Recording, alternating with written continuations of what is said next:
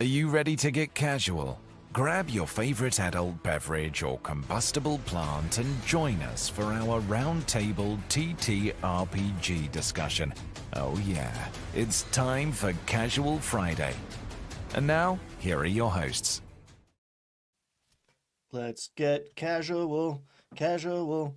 It's Thursday, so we ain't doing that or singing that song. I don't know why that was the Office episode. I don't know where that came from. I'm sorry. Critical Role, Campaign 4, Episode 12, The Giant's Belt, or Riesingürtle. Riesingürtle. Riesingürtle. Lots of German in linguistics and temperament in this episode. But first, we flash back 18 years.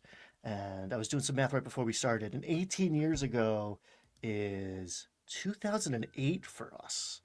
The heady days of the early Obama administration. Like, what a time to be alive. What a different era. But in this, it is the year 53, and our old bard is once again young or younger, and is up with Hero, his daughter, who is an infant.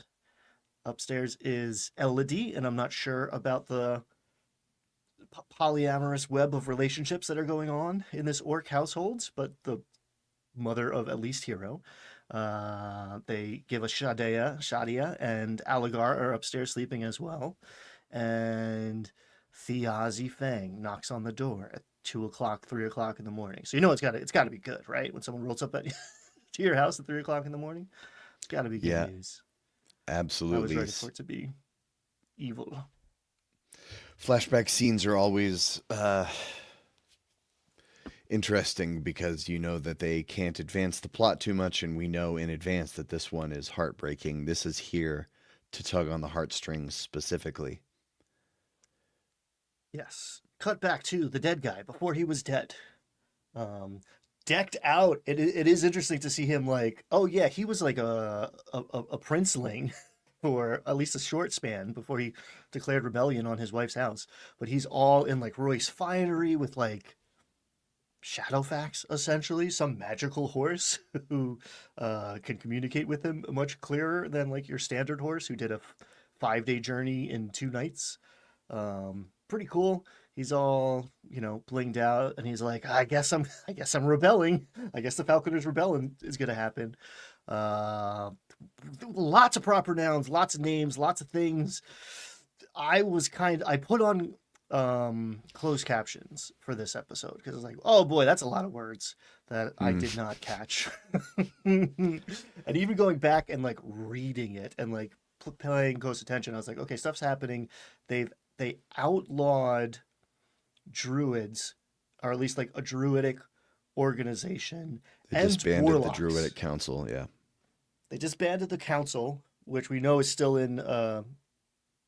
Well, we don't know actually if it's one and the same or not. And they outlaw there's some sort of problem with demons, as you do.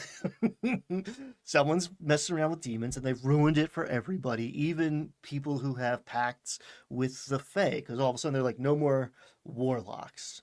And this is what, at least for Thiazi, is like the inciting incident for what is going to become the Falconer's Rebellion. Yes. Ryan, you did though skip over the most important part of this scene, Mm-hmm. the most conflict and highest stakes at the beginning, when Hal had to roll a persuasion wisdom check to soothe the baby. Persuasion, and then they debated whether they would use charisma or wisdom. And I wrote down in my notes, this is professional AP, everyone. There were two rolls to soothe the baby, actually, in this scene. You can tell, Brennan is still kind of a young father geeking out about. Yes, that shines through. And I do think wisdom is the right call. He's like, your charisma, however astounding it is, has no effect on an infant. This is pure instinct. You're not convincing. This is not persuasion because you're using good words. It's like, are you holding this tiny body in the right position. That's not charisma. There was someone, they said Mara Weaver or Mara. Weaver was arrested. Do we know? I don't know if we heard that name before. No, there was a lot. It was rapid fire. All these things. What's her name? The the orcish woman who rolled into town with Taor in the beginning of the overture is named and is like, yeah, we gotta throw down. But yeah, there were so many names that I did not know. I'm a sucker for that sort of stuff, and I was just like, I'll catch the next bus when that comes around. This is just the cold open. Um, Things are popping off. We may never find out the full breadth of what we're talking about here. But yeah, someone got arrested. I don't know if she was a druid or a warlock or something else. I don't think she was a Royce because the Royces. It's interesting to see Thiazi be like, if I do this, you know, my father-in-law's got to get involved, right? And like, oops, bad call on his part. Right. I wrote in my notes of this scene that Liam RPs a scene he knows is fruitless, begging Thiazi not to get involved. Irony. Irony. And the whole pitch of like, war is a young man's game. It's like, come on, man. Like we did that already. I've seen you with blood and mud on your face. And I don't know if I knew this and forgot or never or just I think I made a false assumption that Thiazi was the older brother because he was trying to protect Hal. He was trying to keep Hal out of his criminal enterprises. I just always assumed that Thiazi was the older brother, but here, at least Ryan learned that he is the younger brother, and Hal does have some sort of protective impulse to be like, "Hey, man, we did that once." And Thiazi's like, "Oh, I know it was just a paycheck for you, but I believe in stuff." And he goes, "I do what I want." I do what I wish, which is way more Hmm. high fantasy and poetic, but is still a very like teenage impulse of like, "No, I don't care. I don't care. I'm doing it. I'm going to war." Yeah, I don't know if I realized that Thiazi was the younger brother, but it makes sense. Little brother always getting in trouble. That was me. Hey, everybody, including Twin Steel. There is a pretty decent recap of what happened at the soldiers' table. I don't know if it's worth watching if you haven't experienced it, because it's really the players reflecting on it all.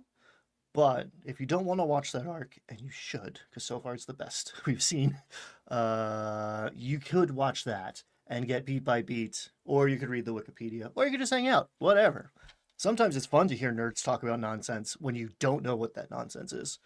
Um, Anything else from the cold open before we skip over the playhouse and go to the Seeker's table? Cool. So we get a recap of everything that has transpired because we haven't actually we've seen them in a few cold opens that were not super momentous or Right. provided a lot of exposition. We see the Seekers finally uh, coming to the end of the Delmar Pass. The Delmar Pass or Devolmar Pass, in my mind, was like a gate or like the top. But in fact, it is this like long dwarven road between what used to be the Orc Kingdom and the Human Kingdom. And we get to Riesingürtle, the humans' answer to Jolmarkar. Too many. Like, it's hard to switch Dolmakiar. between fantasy dialects. Mm. Uh, oh, you can hear my German accent now. The the shield wall at the top of the mountains to prevent those pesky orcs from getting into the human and dwarvish lands. Although that's all old news now since the gods are dead and we're all one big happy family and the human lands are suffused in perpetual darkness. Um, we did get a shout out that Thaisha did a sacrilege, which was I don't know if I was aware of that either.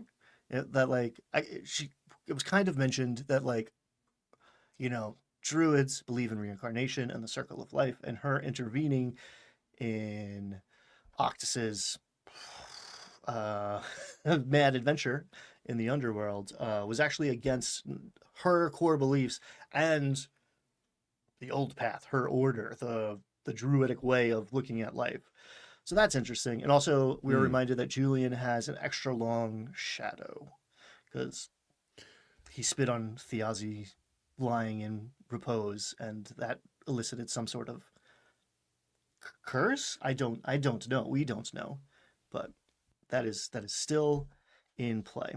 Um, we find out that the Riesingürtle, this giant's belt city, is about a quarter mile wide and 6 miles long, up on this big ridge line. And it is the house or the seat of the house of Einpassen, hence all this Germanic overlay. And these guys, we don't say Goliaths, but they got some giant's blood in them. Mm-hmm. Some big boys. And there was one part I'm not sure if I followed it where it said that it was two different cities and they were warring and then they decided to unite and trade to become Riesengürtel. The Riesingürtel used to be at war with Dalmakyar, and now, like, the Dvalmar Pass was built for armies, and now it is like the major trade thoroughfare between these two cities that used to be enemies. Copy that. Because, God of War would you got a war with somebody, right? So Right. the Sun God and his dudes seem like a good target. They're in the neighborhood. So that was the deal for. We don't really have a time span of like what came before, but here we are. These guys were defending the front door or the flank. I'm not quite sure of the Oberdinian kingdom, which is the human folks' land that were allied with the sun god. But that's all over now. These guys were on the side of the gods, but the gods are dead, so they eventually joined up with the other sundered houses, which makes the rest of this episode very, very interesting. Mm-hmm. Um, they're trying to lay low, and I walked in here thinking like this is just like a pit stop, but this is where the caravan that we've heard so much about got stopped. So the Mm-hmm. Royce caravan got stopped here, never showed up, and then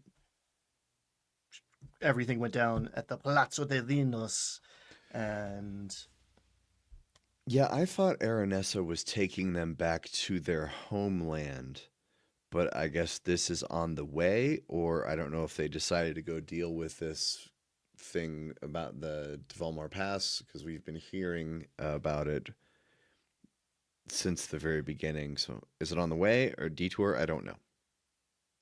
my understanding is that this is on the way. Harken back to last week's lament, my kingdom for a map.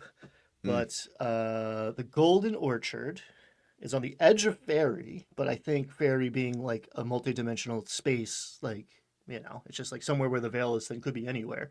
But it's in the human lands. The Royces are human. They were part of the Oberdinian Empire, and this is the very edge of that. We are just this is the shield wall on the edge of the Oberdinian Empire. So it's on the way from Dalmakyar. Yeah. So this is the problem with the NPC in the party is that everybody talks and is debating what to do, and then they go, "Oh yeah, is there's five of us." And then they go, "Hey, dungeon master, what should we do?"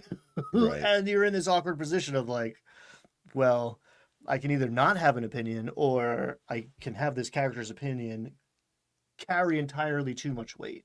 I think Brennan's doing a decent job of having her be deferential and just like, I don't really know what the right answer is here, but this is what I want to do, and you don't have to come with me to do it. That's really the only solution, especially because Julian will do whatever she says to do. Yes. Yes. Which is not my favorite situation as a dungeon master or as a player, really. It does kind of step on the toes of whatever player agency. Yeah, Um, Brennan's gonna have to kill her off at some point. well, stay tuned, folks. Uh, Um, one thing we learn as they're coming down the pass is that they're cool with druids here. yes, the Taisha's old Taisha says they're just we're passing through to go to a druid meeting, and they're like, "Oh, welcome." Cool. Oh, right this way. Yeah, they spend a lot of time talking about how they're going to lay low and keep a low profile. And then they find a funny but inconsequential little hostel. He's like, it's not even an inn, this shepherd's shelter. They stay at a cheap place to keep a low profile, not somewhere where the Royces or Davinos would go.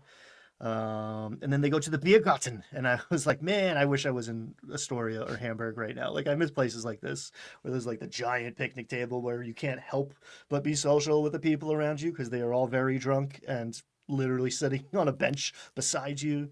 So that like feeling of camaraderie is there. So they're like, yeah, is there like a dark corner we can slink into? And he's like, nope, you're in the mix.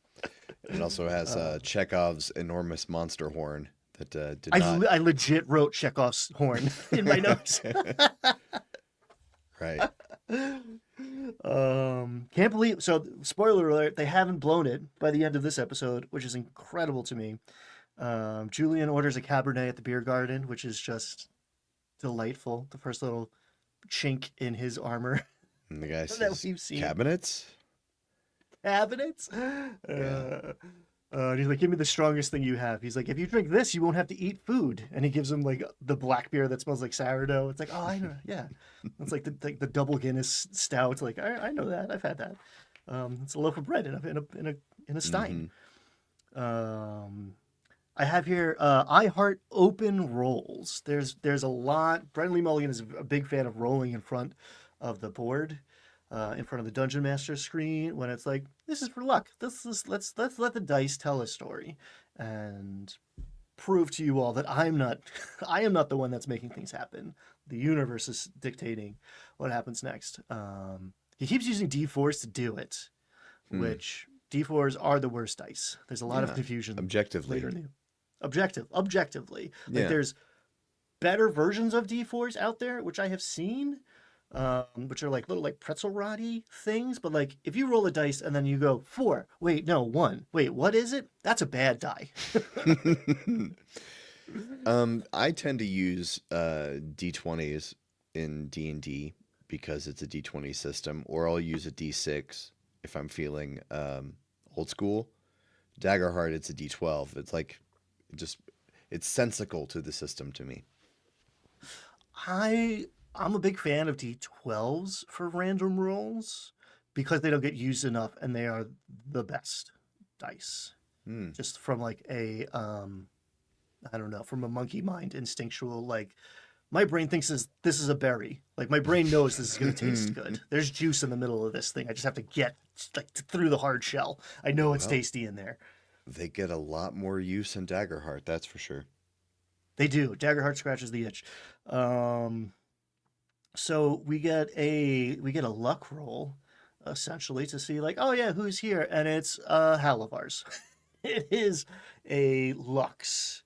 2d6 is the best for a lot of practical applications. I like me a bell curve, even though come at me math nerds, it's not quite a bell curve, but it might as well be. There's a probability distribution, and that lets me do cool stuff to my tables. Check out the Vertigo table for more waxing poetic about tables and dice distributions. So yeah, this young Lux, which I have here, is also a good name for like a DJ. This young Lux and some soldiers sit down. They're like, "Oh yeah, happy Candlemas is coming up," and it's just a kind of chef's kiss. And this gets my wheel spinning of like, how much do the Seekers know about what's going on at the soldiers' table, or what we know about the soldiers' table, and not even like, what do have the players watched all the episodes? I don't know if they're watching it. 2, I don't know when they were filmed. Like this could have been filmed before some of the stuff that we have seen over there. Yeah. So it all gets very interesting. Like, oh no, do you have any idea what's happening here? Well, a couple scenes from now, Julian does make an important discovery. Yes. So they talk these folks up. this young Lux explains that they're bringing light to the darkness. They're bringing filament to Venutis, some other place in the Mm. perpetual darkness. Turns out when you kill the god of the sun, you get night forever, or at least for the last 70 some odd years. Um, we learn that when Octus eats, it's bad. Um, when Yeah, Octus drinks, it's even worse. There was a lot of like body horror is not my favorite thing, but I think like I know folks whose threshold is a lot lower than mine. But like, ooh, there was a couple moments in this episode where I was like, uh, this is it's just too much anatomy. yeah, it got pretty gross when Octus first tried to eat. Brennan said, "You can't make saliva," and I was like, "Oh, ooh, we could stop there, all right."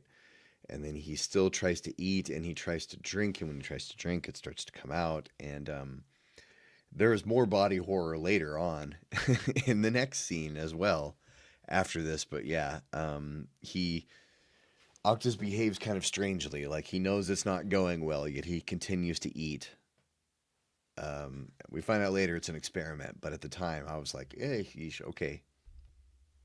I do love like the 20-year-old like college student intellectualizing his problems of just like it's all very heady for him.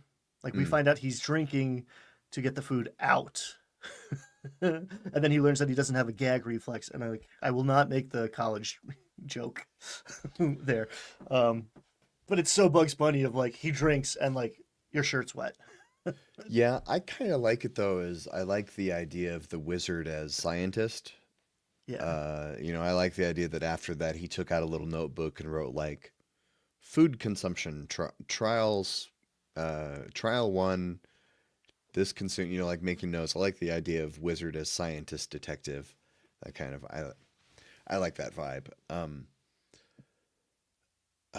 So Julian went a little bit outside while this was all going on, and he noticed people arriving. He saw a woman with horns. And when he came back inside, it seemed like everyone was tense and untrusting. And I wrote, "This isn't a party. This is an uneasy alliance." Yes. There's a lot. I'm not sure this table got the speech about how this world is not balanced for you. Some of us are playing fast and loose at this table. Um, and I think I almost don't want to say this because there's a lot of weird Abria Ironguard hate on the internet, and it's for reasons that are not valid. But I think in this episode and in several episodes, her natural setting is more to be a dungeon master than a single player character because it does feel like it's very hard for her to pick a lane. She Mm. is this protective mother bear goddess, powerful figure who's also a total goofball, and like you could pull that off, but there's a little bit of like whip. If you and I were playing a game and your character was giving mine a ton of crap for not having a cover story, and then seconds later, minutes later, your character failed to have a cover story ready and totally biffed it. My character would give your character shit. Like you can't. There's a little bit of having it both ways here, which I think is player bleed into character. Yeah, Ashley and Abria are both kind of chaos goblins. Yes. Um, and Matt is not a chaos goblin, but Matt is playing a PC that has incredibly strong opinions. Yes. And Matt has shown that he's committed to role playing it fully, even if it puts him at odds with other people. And Alex is a bit of a wild card. I don't know him as well. I've seen bits and pieces of his vampire LA by night stuff, but he seems like he's willing to do his own thing too. So it's a very interesting pairing, these four. Not sure how it's going to work out. And we spent a lot of this episode with the party split. As you said, Julian went off, saw this young Lux get into the wagon at the caravan, bringing this Lux, and he sees like the shadowy horns form over her head as she is presumably drops her disguise. Um, then some folks are going back to give Aranessa some food because, again, we are preoccupied with keeping a low profile and not letting anyone know that Julian and Aranessa are in town, let alone alive. Um, they this it gets yeah it's even hard to like make a synopsis because they split up. Abria is following the carriages, and Julian and Valus go and look for the Royce carriages that are MIA. And Octus Hmm. is like, I'm gonna try to repair my stomach because this is a problem for me. Um, we Yeah, find this out that go. this is the scene where Julian figures out that the Taconuses and the Halivars are in cahoots. They're cahooting. There's some sort of cahooting going on, and all of the aspirants are here in town. Sans Tyranny, Tyranny's sisters are here in town. Um, and again, convinced or suspicious after that conversation at the beer garden that Octus is Wix in disguise, and Hmm. therefore Valus is Tyranny in disguise. And Abria's the player's response is like ha ha ha, but in snake form, and like I feel like, and again it's not my character, but I feel like her character's impulse would be like, oh no, Octus is in danger because these demons think he's somebody else and are clearly like here to get him, and like that doesn't come through at all. And that was like her whole deal for the beginning of this. So I don't know. It's a little confusing as far as playstyle goes. The carriages. Valus is actually the one to find it, thanks to dice in part, but also thanks to like player instinct of like I'm looking for the biggest, flashiest place here. Hmm. Um, and Brendan's like, yeah, there's where space is a premium. Rich folk are gonna flaunt space, and they find the caravan that they're looking for still like supplied, not unloaded. Which Brennan like underlined. Like this is a clue. This is something to pay attention to. Yeah, I made them stop to think why, if they were raiding the carriages, why wouldn't they take the supplies out? Why leave them on there? I thought it was amusing that when they discovered the carriages and started heading toward them, Julian said to Valus, "Try to keep up." Then immediately after, Valus rolled a nat one stealth check, Yes. and a horn And this blasted, but there wasn't really much direct effect that we saw. I don't think. they bail the so there's a carriage or a wagon or whatever, there's a delivery rolling into this Einfassen house, castle, manor, whatever. They're trying to sneak in with it. An alarm is sounded. Mm. The head guard or whatever, the person at the door for Einhassen, goes up to the driver and says, "Are you trying to sneak like demonic influences in here?" And Colcock's like, knocking out a few of his teeth. So we learn one that these people are known for having no yellow or no orange. He says they go from they're Hmm. the most polite and the quickest to jump to violence. So it's just red after green. There's no Hmm. warning. There's no middle. But I think what we may have seen here is one of the statue. I think I called them ring cameras. Oh. I think we saw a detect Fey Fiend or Undead, and they assumed it was demonic, but she rolled a one, so that we just assume it's because she failed the stealth check. But Valus is a full-blooded elf, is going to set off a Fey alarm, and we know that a house is building Fey Fiend Undead alarms, or maybe just Undead alarms. So possible theory. Huh. Interesting. Yeah, I don't know if we saw any of those statues, but we also know that the I think it was the Halovar who had the detect magic dogs. Hmm. So we can see in this world that magical defenses that Brennan has thought about the fact that the houses think about magical defenses, right? Because the way the guard like phrased it, it's like, what did you do to set off that alarm? It's not that he saw someone sneak in.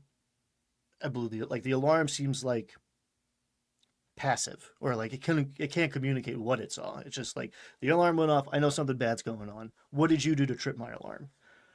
So yeah, maybe it's not the same methodology that the Taconis are cranking out with the basilisk in the dungeon miles and miles away.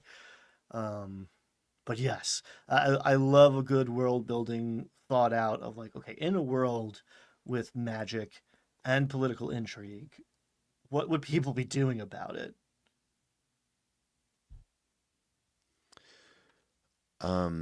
I did write in my notes, Alex's jangly bracelet is driving me crazy. Oh, I wrote that later in the episode, but yes. Oh man. It's like, who let the cat in here? What's going on? It's a Um, podcast. Don't wear jangly jewelry when you're recording audio. Don't do it. It's just a bad idea. please don't do it. Um, This is when the D4s are rolled to see if cell checks continue to be made under the auspices of Pass Without Trace, and there's a lot of like, what is going on? And then they go speculate and make plans for a while, and we know what becomes of plans, and we hit the break. one thing I thought was interesting in all that planning is they were trying to decide where they thought the Einfassen loyalties were. And I think they thought one conclusion was they think probably the Einfassen are smart enough to see which of the other houses survive before acting. Where they were Hmm. having basically a conversation of like, do we trust them? Because their plan is kind of half cocked.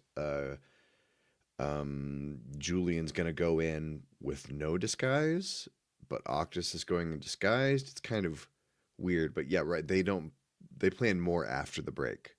And I wrote, the next morning, more body horror from Alex. Taisha tries mending and gets a nat 20 medicine check, and then you can see Octus says, we'll see if it holds, because you can tell he doesn't want this story thread closed. He was kind Yeah, of like, this is my thing. You didn't need to fix it. I felt that. I felt that too. Um, Also, like she did heat metal. Like she put like I don't know. Now there's a steel plate in your stomach, right? Like I said, works on your skull, kind of. Still not ideal, but like I don't know. I don't think we're patching intestines and stomachs with uh you know cold iron. Um, we maybe learn again. Maybe it's just like Ryan learned or caught it this time. Castle Torch is the place where the Barrow Guard are, and presumably where Taisha is heading after this vision of her son facing off innumerable undead or something there, which like again doesn't seem is not in the mix right now. Doesn't seem Mm. like a priority, even though that seemed like a pressing matter going into this. We find out that Ulrich Kurzenbach is our optimal cover story, um, thanks to Ernessa, which I think that's a decent. Instead of like, hey, can I make a history check? Like, hey, I'll ask the person who would know, and that's a stand-in for does my character remember this? Like, okay, I'm looking for the name. Erlich Kurzingblade. Is it that's what I said. Blade? It's like BLAG, Blach, Blag. Erlich Kurzingblad. And I love the way that Uh, Brennan says it when he's like, Kurzingblad. oh, Carson Blag, you old so and so. Yeah, like you old rascal. Kurzingblad. And Uh, Yeah, the plan. I wrote down they stopped for quote the worst brunch ever. Is what Yeah. they said because everyone was super awkward. But Worst ladies' brunch ever. So much swallowing. yeah, Ehrlich recalls that he's met Lady Ingrid Einfassen, who would be a potential ally. Yeah, and he's like, I would like a private audience with the Princess Einfassen, please. And she's like, hello, 48-year-old man I haven't seen in years. Is this courtship? Did you come to call on me? He's like, oh. Uh, Alex is like, right, I could see how this would be weird. But then Julian steps up and says, no, actually, it is I who is here to meet with you. And it's so. I mean, you work with the information that you have. And again, I'm struggling to separate my own speculation and hours of watching what's going on at the soldiers' table. Um, so the Julian Octus buddy cop comedy, they figure out that the Einfassens have impounded and arrested these people uh, because the Royces asked them to, because they had found out that there was a traitor or assassins in the mix. They received a letter. So they received a letter. And Ingrid, this was the most German part of it all. Like, not very direct, not very clear. At least in your written word, it's not an insult, just a criticism. It's like perfect. All right. That was not meant I to be know an Ingrid. insult, only criticism. He's like, I have all right then. yeah, I have a couple Ingrids in my life. I love them dearly. So what's funny is that they go there with the intent of we're gonna find this Ingrid Einfassen, she can be an ally, and then the very first thing she does is go, oh hey, fetch my father. And the scene this is when things start to get exciting because they're like, uh-oh, now everyone knows they're here, and one of them isn't who they say they are. I don't know if anyone is who they. We know that we know the Einhausens are who they say they are. But the I second meant she sees Octus. Julian, oh, I'm sorry. Yes, Octus is not who he says he is. And she sees Julian, and she's like, "Oh shit!" And me as the viewer, I'm like, she knows he's supposed to be dead. Like Julian is supposed to be dead, probably, presumably. Um, some people know that. Other people could infer that, or perhaps, if you believe the cover story, he's in Fairy. Although I'm not quite sure if that happened yet. There's the multiple threads thing. I don't know.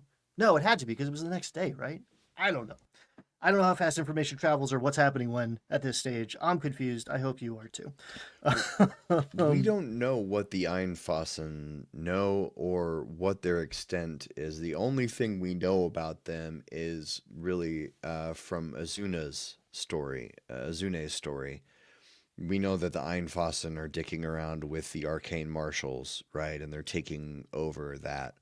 We don't know why. We don't know who they're cahooting with, Who right? are they cahooting with? We don't know.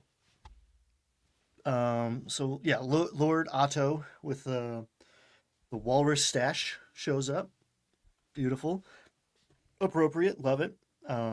He reveals that General Raymond is the one who signed the letter, who is Matt's character's father. So he's like, oh, let me see that letter. I'd recognize his handwriting. I don't, but the seal is broken. Um, and they're kind of laying it all on the table. Matt just laid like here's everything that we know to this lord of the house of Einfassen. And Octus as Erlich goes, where's the handmaiden? She went to get this letter and she's not here. Mm-hmm. And he clocks the leak, the red flag in the room. Um, so they rolled very poorly in the beginning of this episode when stakes were fairly low, and there were a couple big rolls in this one, in the back half here. In fact, after uh, they go and get Greta, Otto is like, and they find out that she has sent a pigeon. She sent a bird. She has sent a bird. So clearly, she's communicating with someone outside of this place, presumably outside of the city. Um, the Lord says, "Did you do that because my daughter asked you to?" And she says, "No," and he kills her immediately. No further questions. Nothing. Otto Einfassen is very pragmatic. In the right before that, he had said directly to Julian, "Of all this business, I don't want to hear any names that make my life harder." Mm, Which is very mm, pragmatic. And I mean, I feel you, Otto, but yeah. so Julian and a fake Kirstenblad, they're Octus they're taking a pretty big leap here by basically just spilling everything to the Einfassen. I mean, it's one thing to be like, "I'm Julian." It's another thing to be like, "Oh yeah, Arnett's is out back." It did feel like they laid out every card. And yeah, there is a clutch roll to continue the Ehrlich deception. Mm-hmm. Cussing Um, blood. you old so and so. And it turns out Octus is just itching to get out of there so he can construct a golden vulture skeleton and do summon undead critter, which I'm going to assume is homebrew because it's got the word critter in it. Yeah, that was fun. And when they I liked when Taisha rolled a perception check to see if she clocked the bird Mm. as it was leaving, and I was like, "Oh no, come on, don't no." She still rolled well, and then she was like, "Oh, it's just a bird," and I was like, "Okay, good." I was really hoping you weren't going to be like, "Okay, so now I run to the castle because I've seen a bird." Well, to be fair, so it was almost a throwaway, but Octus was like, if you see a bird flying straight up out of the castle, that's the signal because they do. And this is Ryan's complaint corner here. Familiars are OP. If you let them be. Mm. Familiars are actually not OP, but players are like, yeah, you know what? I'm in two places at once now. It's like, well, not like you can only no, you turn off, and now you're in a delightful little red panda who has limits to what they can, but you're not in both places at once.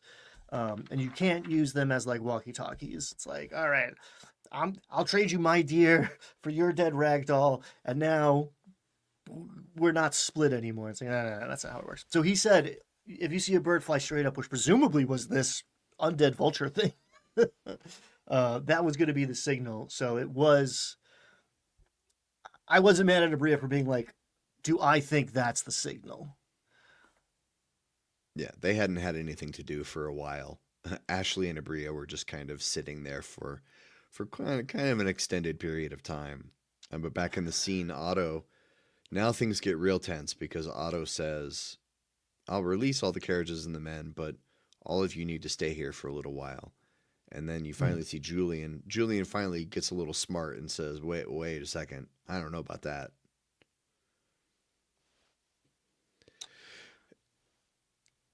How are you not suspicious the entire time you're playing this game?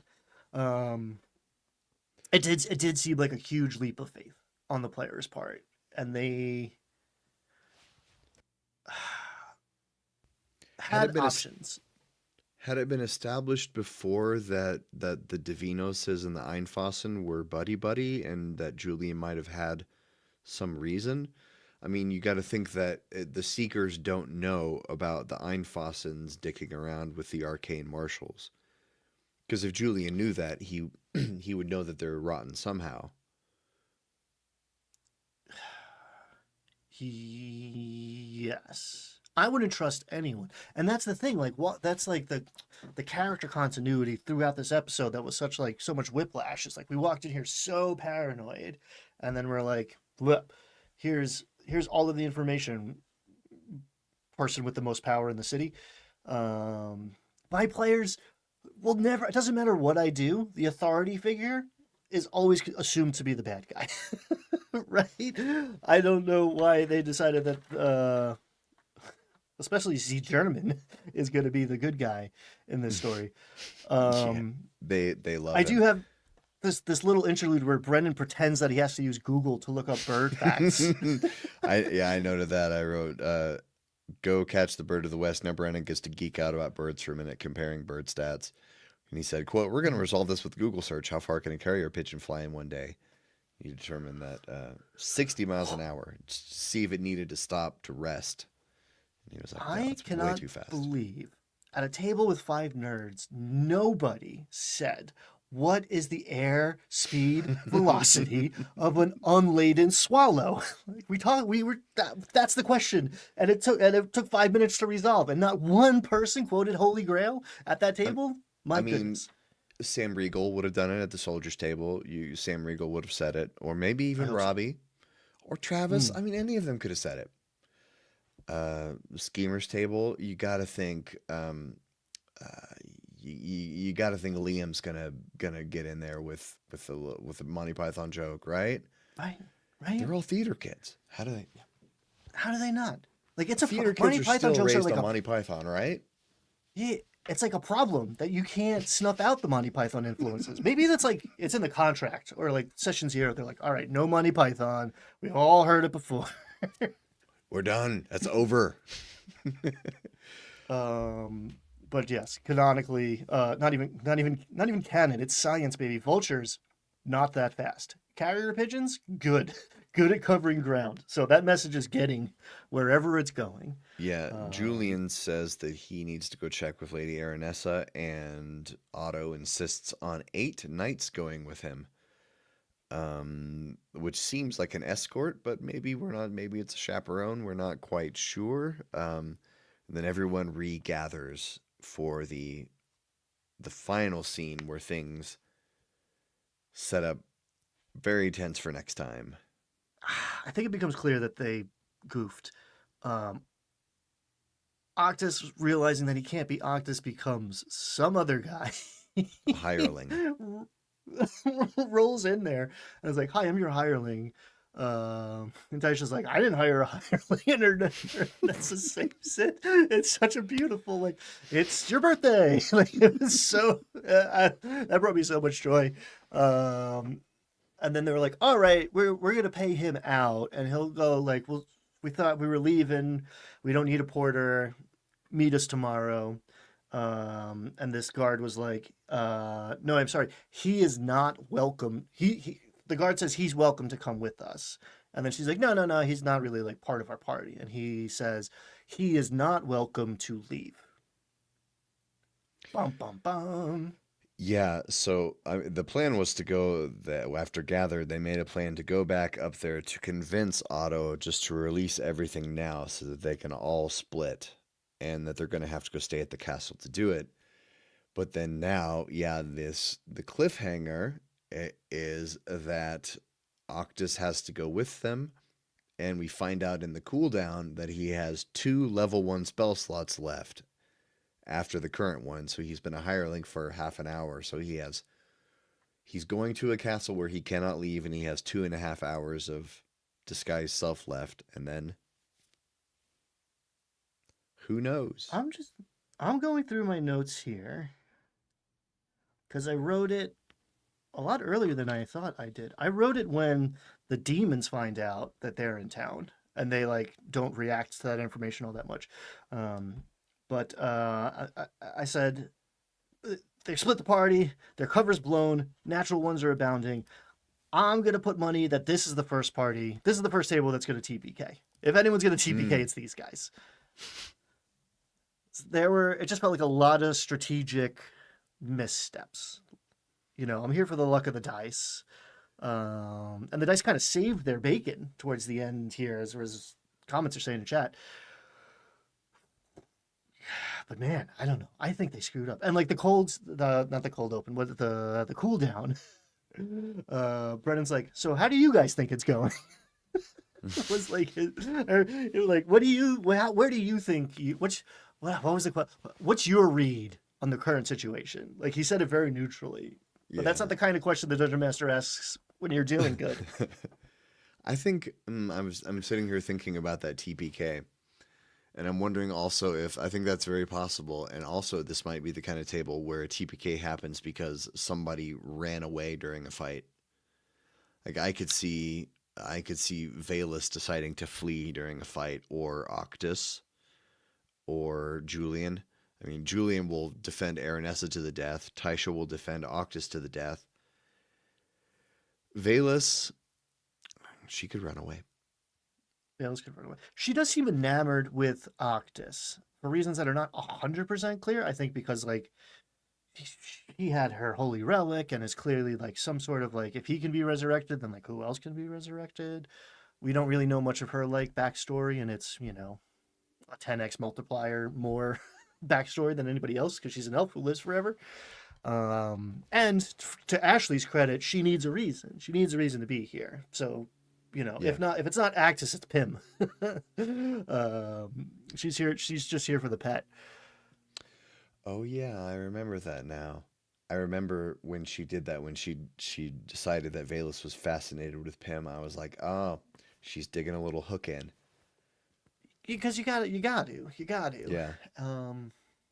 But yes, it does seem like again they spent most of this episode split up and screwing up. Yeah. Um, And I've seen one thing I've noticed Brennan's DMing style is I've seen Matt is reluctant to split the party. Um, but Brennan, I've seen him do this on Dimension 20. He is totally fine with doing 5 minutes with one PC, 5 minutes with the next, and rotating like that for 45 minutes. I've seen him do it, I've seen him do it, and I think it was Fantasy High, where there's a whole episode where everyone was doing something different for like 2 hours of the episode, and he just kept cutting back and forth. So I've never seen Matt Mercer do that. Matt would, maybe it's just the way they played, but I feel like they didn't split the party as much. But Brennan's more comfortable with that, with bouncing around, like hot switching scenes back and forth. well, that was kind of the name of the game with the overture, right? Even when people were in the Right. same room, it did feel like they had so many plates spinning.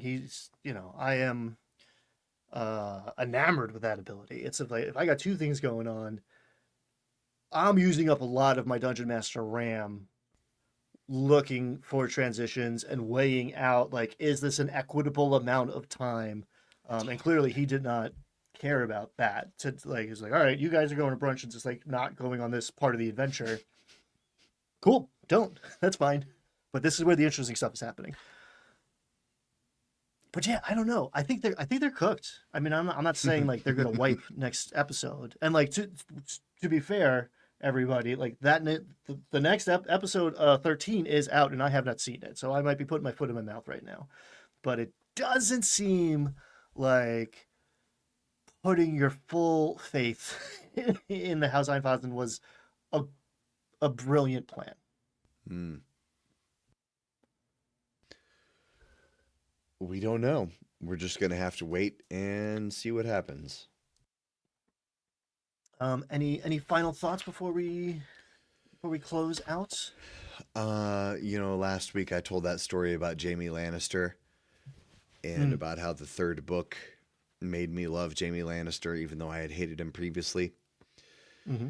And I won't say that I love these Seekers yet, but the second half of this episode was pretty exciting. And there's enough question marks here that I'm willing to continue watching this to see what happens, to see if these people can even get along or if they just break up after everyone's goals are met. I don't know. Could be fun. Could be fun. Yeah. Last episode you were talking about, or maybe it was a few episodes ago, you were talking about like the perforation at the soldiers' table and how you could see those splitting in half, essentially becoming two tables eventually, which is presumably more manageable, right? At least 33% more manageable, maybe 50% more manageable than three tables. Yeah. And you saying that now, I can very much see that here. I can see this table being the one that whatever shatters, metastasizes, depending on how things go, and becomes folded into other groups. I'm not quite sure who goes where. Um, there's a lot of it's a lot of wild cards. Well, that's interesting because Octus, Valus, and Taisha all have a vested interest in each other. hmm, Octus is kind of this Stranger Things 11 power character where there's something weird going on and everyone has a stake in them. Taisha's mama bearing and Valus because the stone is like actually in there, right? Like Valus's juju that she's looking for is in Octus somehow. The only one who's like the odd man out kinda is Julian, right? Because he like Lady Aranessa said, go with the druid at Palazzo Divinos. And that was the first time that he really paid attention to the party. yeah, they just all happen to be going east. Like Does he have a that's the through hook line. that I'm not thinking of? Like a hook into the party I'm not thinking of? It's Aranessa, and like maybe that's why Aranessa's here. Like he obviously has a heated rivalry with Taisha. He has an uneasy respect for Valus now. Like the whole I'll take the elf thing. That's like oh, okay, this is I can see avenues for growth in the relationships there. Mm, His take on Octus is like they didn't talk during the overture. He just like blew right past him, just like too cool for school. Like, oh, you're not important enough for me to care about. right. So yeah, that could all change. And Matt, this is Matt freaking Mercer. Like he is masterful. So like you make all these choices in order to have them as starting points, not to be a jerk for the whole season. We've already seen it soften up some, but He's so good at it though. Like when Valus was doing something and he goes, Elf, what are you doing? And I was like, oh, he's such a prick. I love it. He just calls people by their race. It's so terrible. oh, it's bad. Oh, it's bad. And I think again, another little tick in the column of like that can get you killed in this world. Yeah. Well, that is all my final thoughts. Um, yeah, I'm with you. I like variety. Seekers are not my favorites, but I've had the least of them so far. And I want to know what's going on in this world, and they're covering ground. So if nothing else, they're a vehicle for me to sate my curiosity and keep filling in this map I don't have. So I'm excited to watch the next episode.